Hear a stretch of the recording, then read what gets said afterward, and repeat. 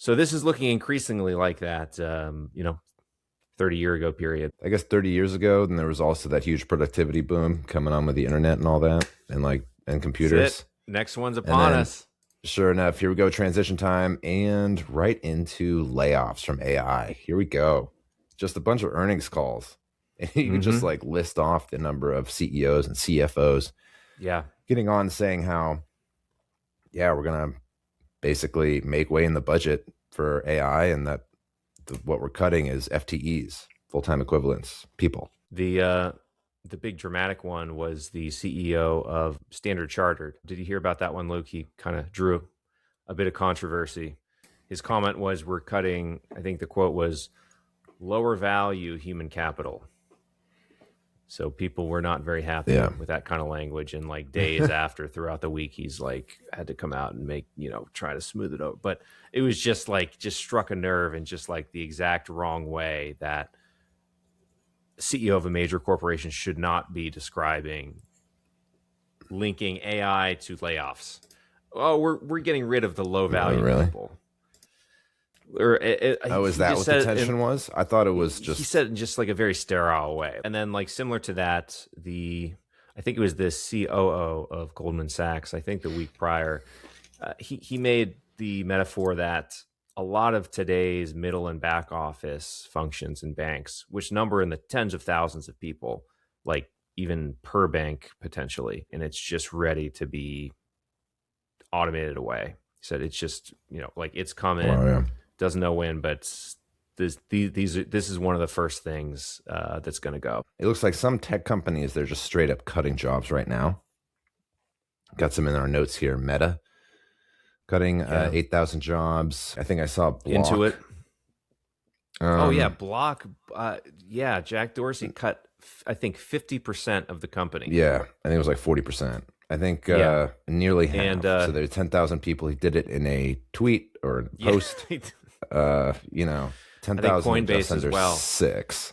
Yeah, huge layoffs. He didn't tweet. And in that tweet, he didn't say like it's because of AI, but he did say like around it, just like intelligence tools have fundamentally changed sort of what it means to build and run a company. Slowing hiring is definitely a theme that you say. So they're not going to cut jobs. It's just the number of jobs that they're probably going to have open later is going to go down. Yeah. So they're going to try to continue to grow and all that with the people that they have now.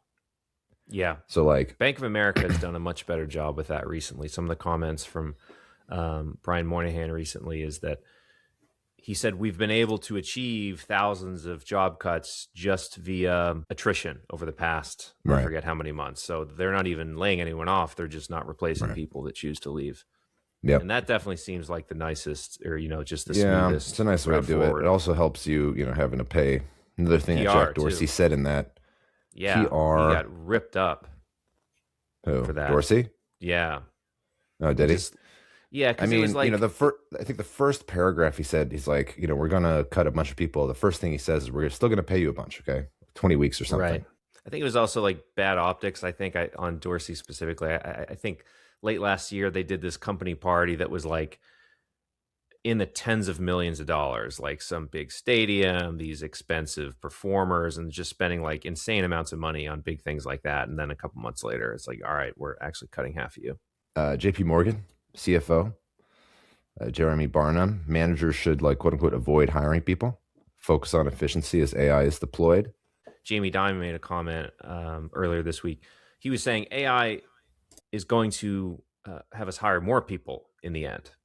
So he's trying to really fight this from the totally opposite angle. Uber 2026 earnings call, slow hiring because of AI. Match Group or Tinder, CFO Stephen Bailey, the way that they're going to pay for more AI is just with FTEs, slowing hiring. Amazon CEO said something similar, right? They were like in the news recently. Accenture CEO, Julie Sweet. So she's basically tying AI fluency with a requirement for promotions. So, if you can't be reskilled using AI, then you're going to be exited on I think it's like compressing timeline. Yeah. Yeah. Where it's a nice way of putting it. Yeah. They basically tap you on the shoulder and say, listen, you got 6 months.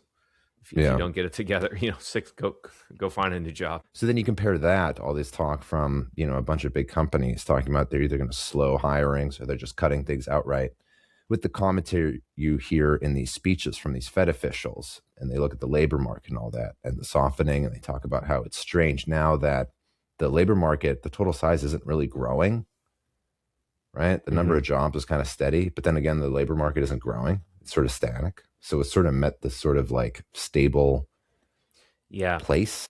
Lower population growth with lower job growth. By traditional measures, the labor market looks pretty weak by, monthly job growth, like for years now. But things haven't crashed as traditionally those metrics at the levels we see today would imply. I'm going to be a little bit of a contrarian here. I say let's get this AI productivity up and going.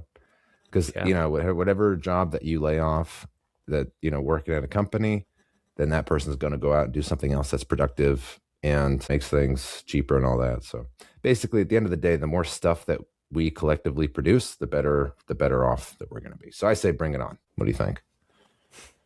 I'm totally with you there. People can adapt. Okay. It's like our greatest skill. Yeah. As human beings. In the long run, AI means we're all going to be able to do more, do things that was just never possible before.